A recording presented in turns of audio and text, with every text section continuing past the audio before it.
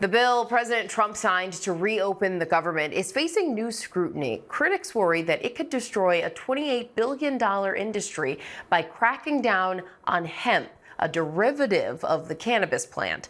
Joining me now to discuss what this provision means for the industry and the millions of consumers and entrepreneurs that rely on it is Shanita Penny, the executive director of the Coalition for Cannabis Policy, Education and Regulation. Shanita, thank you for being with us this morning.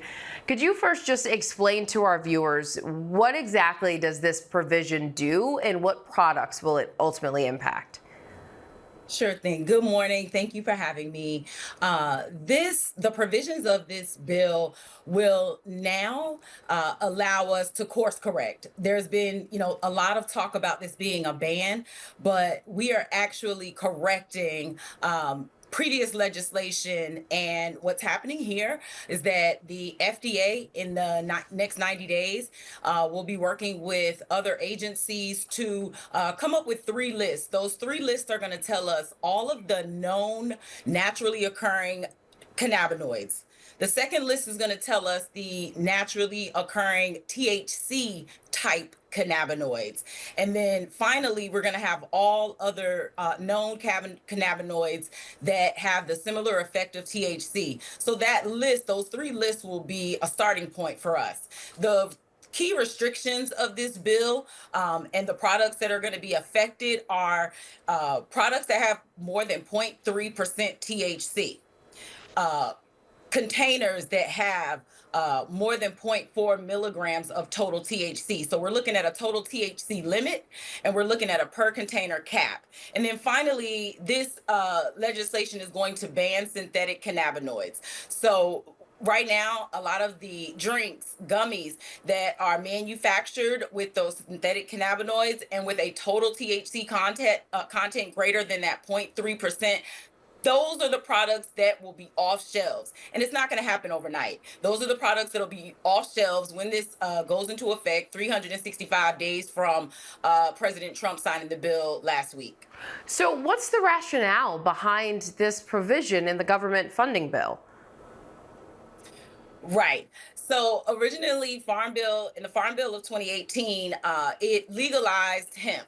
Hemp was supposed to be less than 0.3% THC, but over the years, there have been a number of products that have come to market because of the loophole. This loophole is now being closed. We're course correcting. The original intent of the 2018 Farm Bill was never to have intoxicating products available to folks without age gating, without proper labeling, and without rigorous testing. So can you explain what rules were already in place at the federal and state level that were regulating these products? Right. So these products had been regulated at the state level. Over the last couple of years, we've heard lawmakers and other stakeholders urge the FDA to do something about these products. So across the country, depending on what state you're in, there are different regulations, and in some states, no regulations. There have been states that have banned this. So we are seeing a gap between federal policy and state policy, and that's what we're looking to close here.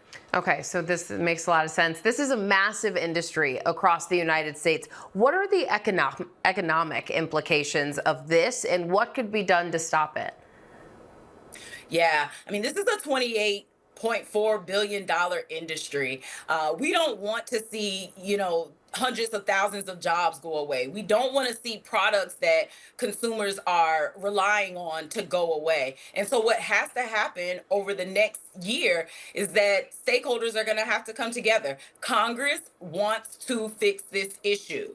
The FDA is going to do their part, and now it's up to us to work with our legislators to resolve this issue in a way that doesn't put hundreds of thousands of people out of work, and again, doesn't decimate this $28.4 billion industry.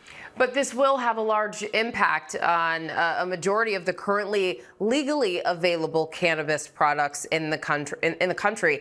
So what could happen if they're taken off the market and people potentially turn to illegal methods of trying to get them? Well, that's what we want to prevent. So these products won't be off shelves overnight. So in the next several months, we have an opportunity to work with legislators. And legislators have been attempting to work on this for a while now. So we aren't starting from scratch.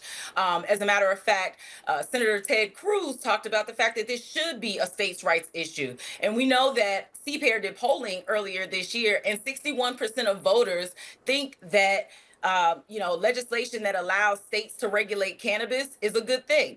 And so we should treat this the same way.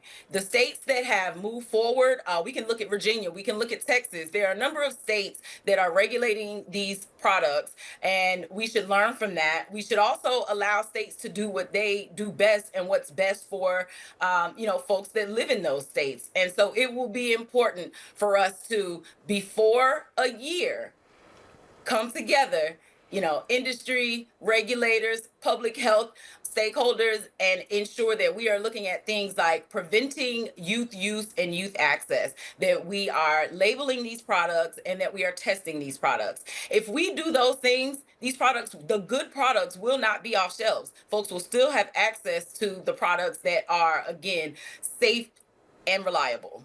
There just has to be a lot that happens in that 365 days. Shanita Penny, thank you so much for being with us. Thank you.